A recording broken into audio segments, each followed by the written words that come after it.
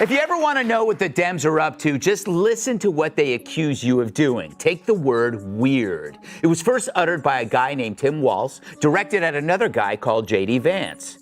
But turns out, as usual, it's a preemptive projection. For the Dems always call you on stuff that they're about to do or have already done. They accuse you of election interference before they do it. They accuse you of racism before they do it. They accuse you of censorship right before they try to shut you up. Tim Walz probably thought it was just another calm political moment until Gutfeld kicked down the metaphorical door like he was auditioning for a comedy action movie. Suddenly, Walz is standing there blinking while Gutfeld turns every sentence into a punchline and every policy into a plot twist. What did Walz do to deserve this comedic ambush? And why is Gutfeld acting like he caught him stealing snacks from the green room? Stay tuned. This one gets wild fast. Politico writes this piece on the body language from the debate, claiming that it speaks volumes. Yeah, it says that Walz lost, but one of them, Politico says, is like Walz's wide eyes showed his passion and emotional intensity. Can we show that? There is his wide eyes. That humans would widen their eyes to convey that danger is... Forget the warm-up. Gutfeld doesn't even ease in. The moment he clocks Tim Walz, he handles him like an abandoned, lost and found item nobody wanted, turning Walz's political misfires into a full-blown sitcom routine about a man perpetually stunned by disasters of his own making. He's portrayed as the guy who shows up to fix a leak with a bucket full of other leaks, grinning proudly like it's all part of some master strategy nobody else can see. Amazing how they operate one way when they're running, and then when they lose and get humiliated, all of a sudden they have these solutions, and they're all the things we're telling you to do. Like, why are you trying to trash one of the most successful companies in the world, you moron? And they never did that because they all used to love Trump when Trump was giving them money. Yeah. Then Trump became like Rodney Dangerfield in Caddyshack. Yeah. He crashed their party, showed up at the White House, and he was just like, hey, you know what? We should put like a casino over there, an MMA ring over there. Yeah. You know, this place. If you are enjoying this takedown, please hit that like button and subscribe us. The commentary didn't tiptoe. It sprinted. 1 minute, Walz was being discussed like a regular political figure. The next, he had been mentally transformed into a sitcom character who genuinely believes he's delivering Churchill-level decisions, while the rest of the cast stares directly into the camera like they're filming The Office. This expert also claimed that Walz pointed directly at the camera, which means he wants you to pay attention. This is... I mean, I just... I hope this person wasn't paid by Politico. But to your point in the beginning, to the question, this is exactly why everyone hates mainstream media. And it is so hypocritical, by the way. Do you remember when the same fashion experts, and this one was for the New York Times, analyzed the RNC and DNC and said how Walz wore Filson, and that made him a man of the people, but then when he showed up in a suit, it was an elegant representation. The jokes came fast. One comparison painted Walz as the leader of a motivational boot camp for overexcited substitute teachers. Another extended that image into the political equivalent of a pep rally, where someone gets way too excited about correctly spelling the school name. The comedic punches landed so smoothly that even the camera crew probably wanted to stop and laugh. But bills still need to get paid. You of being weird, you just know the party of drag queen story hour, fat activists, and feminists supporting Hamas have really something freaky up their sleeves. Now, Walz is weird, but he disguises it under the costume of phony compassion, a fake politician who masks destructive ideas under the guise of empathy. At a 2017 town hall, he implied 10-year-old boys should be able to invade girls' bathrooms because it's all about safety. Quote, as a teacher, my #1 responsibility in the classroom is the safety, security, and belongingness of every single child in that room. Walz's public leadership era got framed like an epic storybook, except instead of warriors and dragons, it featured awkward budget meetings and speeches that sounded dramatic only to the person delivering them. Gutfeld sliced right through that fantasy, describing it as the kind of bedtime story that puts kids to sleep in 0.3 seconds, not because it's peaceful, but because it's aggressively boring. It's been one of the Three Stooges, just like, Yeah. I go back to Walz was shocked. He's like, he likes me. He really likes me. He was writing notes going, ha, I told you he'd like me, guys, if I was just myself. Be myself. He made a friend that day. That's why Walz was like, huh? You're not going to bring up any of this I've been a part of. He's like It's a true. meerkat, a weird meerkat. We're gonna have lunch. The comedy snowballed. Walz's decision-making style was compared to someone picking items off a restaurant menu by closing their eyes and randomly circling. His governing style resembled a round of charades where nobody actually knows the word, and everyone just claps anyway because they're exhausted. The mockery wasn't angry. It was delightfully theatrical, like watching a roast master describe a politician as a motivational poster left out in the rain. Then came the breakdown of his big dramatic announcements. The commentary staged them with the intensity of a blockbuster movie trailer, only for the reveal to be something devastatingly anticlimactic, like, "We're improving office filing procedures." Gutfeld didn't need quotes or manufactured drama. The visual metaphors alone did the demolition. Walz's grand declarations became the equivalent of someone claiming they climbed Everest, but meaning they walked up a steep driveway while complaining. Walz says Democrats hate success. We as Democrats, we want people to pay their fair share, but why are we against people being successful like that? We can't be. Why are we against? We should talk about businesses. Not all businesses exploit their workers, and we get ourselves stuck in that. Oh, well, and I think Governor, we lose them. Get a room. Oh, wait, they weren't in a room. Vince.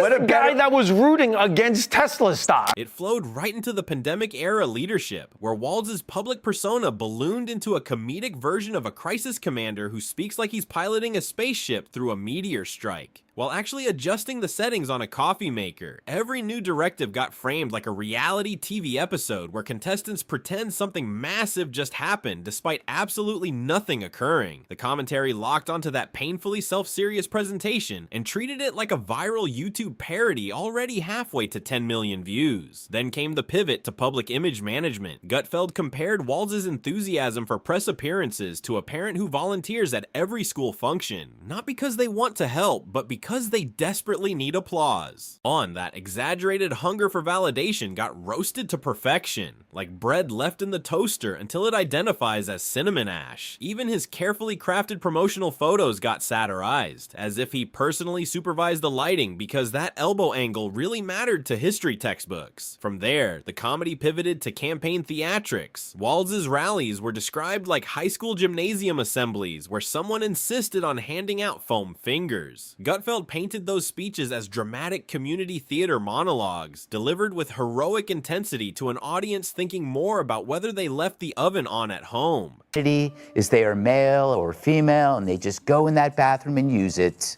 end quote. Sounds so folksy, you know? Belongingness.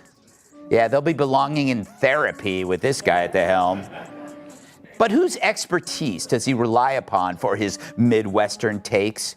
Here's Minnesota State Rep. Leigh Finke, who wants to train more children's doctors on sex change surgery and puberty blockers. He sponsored the Trans Refuge Bill, which Walz signed, which makes Minnesota a sanctuary state. Then came the confidence. That trademark confidence. Gutfeld treated it like an overinflated exercise ball. Sure, it works in theory, but eventually it pops, and someone gets blamed for leaning too hard.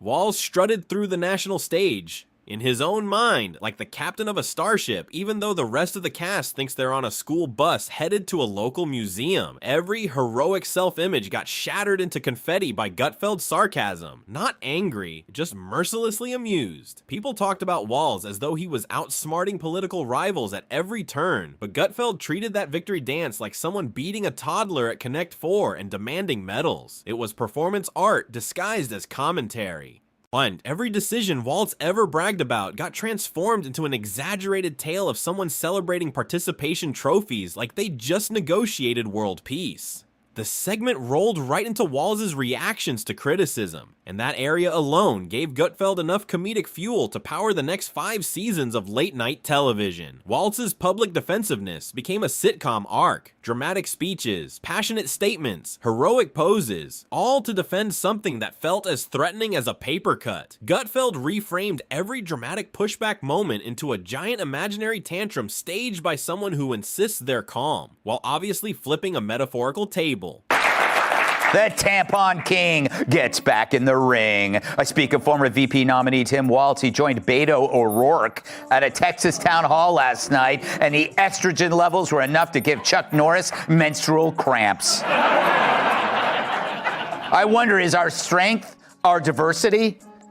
Our strength is our diversity. We've been talking about this for years as a country of immigrants, and we let them define the issue on immigration. We let them define the issue on DEI, and we let them define what woke is. Then came the organized leadership fantasy, the idea that Walz commands his team with discipline and finesse. Gutfeld shredded that myth instantly, rewriting it as chaotic office meetings powered by snacks and panic. Strategic brilliance transformed into a conference room full of people pretending to take notes while actually drawing cats in the margins. The comedy didn't even need insults. The descriptions alone did the surgery. Public appearances were next. Walz stepping into the spotlight got painted like a reality TV contestant convinced America is rooting for him, completely unaware the audience is actually rooting for the commercial break. His over-rehearsed gestures were described as belonging to a man who Googled, "How do politicians move their hands?" moments before walking on stage. Not cruel, just poetically sarcastic.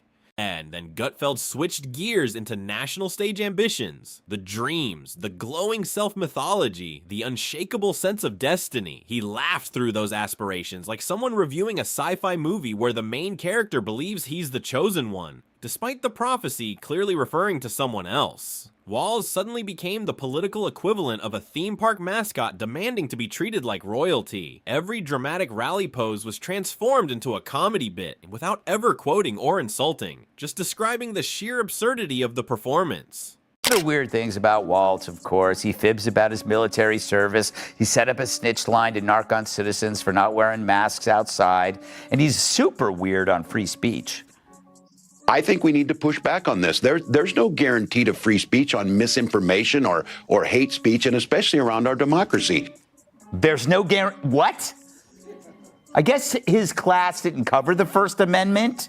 But if misinformation isn't free speech, then shouldn't he arrest himself for lying about his service? Nothing escaped. Not the speeches, not the branding, not the inspirational slogans. Walz's messaging was compared to motivational gym posters that look powerful, until you realize nobody who has ever seen them has ever actually worked out. The slogan sounded like the world was changing, yet the actual result was closer to someone organizing their sock drawer alphabetically. Then the transition hit. The self-identity arc. Walz, perceiving himself as a towering leader, got roasted into the image of a man standing on a kitchen step stool, insisting he can see the entire world from up there. The metaphorical takedown grew bigger than the man himself. His dominance became cartoonish. His strategy became the comedic centerpiece of the entire show. The peak moment was brutal in the funniest way possible. Gutfeld described Walz's heroic public persona like the main character of a comic book written by an author who had already missed 6 deadlines and stopped caring halfway through. Those iconic photo ops, those dramatic gazes into distant horizons, turned into a parody about someone expecting a soundtrack to play every time they walk into a room. We got ourselves in this mess because we weren't bold enough to stand up and say, you damn right we're proud of these policies. We're going to put them in, and we're going to execute them. So, wait, you lost because you weren't woke enough? That's like telling Joy Behar she's not eating enough Doritos. That's like Jasmine Crockett saying, I gotta black this up. That's like Bud Light saying, hey, you know what? We could use more Dylan Mulvaney. And then the perfect comedic finale landed, and it needed no fireworks, no shouting, no triumphant pose. Gutfeld simply moved on. He shrugged and wrapped up like someone finishing a casual conversation about grocery prices. That sudden shift back to normal news topics made the roast twice as devastating, because it implied that dismantling Walz's image required no effort and no ceremony. Just a typical Tuesday on national television. The true punchline wasn't verbal, it was the implication. A persona that once demanded respect had just been turned into a comedy prop without any drama, any build-up, any fanfare. The show treated it as something routine, something expected, something almost easy. That subtle dismissal hit harder than every joke combined. But here's the real kicker. This segment is destined to live forever in clip form. Not because of politics or outrage or headlines, but because pure comedy hits differently. Sarcasm ages better than speeches. Satire outlives branding. A well-executed roast echoes longer than any campaign slogan ever could. Walz didn't get criticized. He got turned into entertainment. His mythology became memes. His decisions became comedic inspiration. His ambitions became the script for late-night gold. But misrepresenting your past for political gain? I don't see that as a problem, said one woman. But even CNN, a reporter delivered a devastating fact check on Walz's claims about military service. And you know what they say, when you've lost CNN, thank your cable provider. Gutfeld didn't just win the moment, he demolished the illusion of invincibility. Walz's dramatic self-image didn't just crack, it disintegrated into glitter and confusion. Every overblown boast, every heroic tone, every carefully crafted public moment, wiped out by jokes delivered so casually they might as well have been improvised over brunch. Politics might rebuild reputations, headlines might shift again, but that comedic demolition on live television, that remains. Even now, replaying it in your head, you can almost hear the imaginary theme music Walz wishes would play when he enters a room. Only now it's been permanently replaced by a laugh track. The ego that once aimed to be historic got flattened into a punchline. The legacy that once reached for textbooks found a more realistic home in viral compilations titled When Confidence Goes Wrong. The laughter hadn't even finished echoing before the next layer of comedy folded in. Gutfeld pivoted from Walz the visionary to the everyday habits that built that mythology, framing the leadership style like someone running a fantasy football league with the same seriousness as a nuclear negotiation. Every policy sign-off felt like someone tightening their bow tie before hitting send on an email that reads, per my last message, in bold. Walz also seemed to doubt the validity of the last election and future ones. They've released analyses of election data out of Clark County, Nevada, that show some pretty convincing evidence of election tampering. So what can we do to make sure, A, that the midterms actually happened, and B, that they're free of fraud? Yeah, this one's the core. We saw just recently Donald Trump's executive order to make it more difficult, specifically to women, trying to make it more difficult for. The comedy moved to his strategic planning process, reframed as a cinematic scene where Walz stares intensely at a whiteboard covered in arrows and circles that point nowhere. The dramatic pause, the thoughtful expression, the heavy sigh were portrayed as the climactic moment before the final decision, which somehow solves nothing but looks great in a newsletter. Gutfeld painted Walz as a man who writes "work hard" on sticky notes and genuinely believes that constitutes a roadmap. Then came the pièce de résistance, the self-reinvention narrative. Gutfeld peeled it apart like wrapping paper on a gift that turns out to be more wrapping paper. Walz's shifting public tone became the image of someone trying on personality traits like outfits in a dressing room, confident leader, too tight, humble public servant, too scratchy, a tough negotiator, sleeves too long. The result? A rambling patchwork of styles stapled together with the conviction of someone who believes charisma can be assembled using YouTube tutorials. The final layer focused on image control, reaching almost spiritual levels. Gutfeld painted Walz prepping for camera time like a movie star waiting for a slow-motion wind machine that never turns on. Every photo op became a sacred ritual. Every press appearance became a pilgrimage. Each performance got treated like an action scene. Yet the stakes never rose above say something vaguely motivational and stare at the horizon like it owes you money. The punches never needed to be angry, because the comedy powered itself. Walz didn't fall because someone pushed him. And he slipped on the banana peel he had placed there himself, specifically for his own dramatic entrance.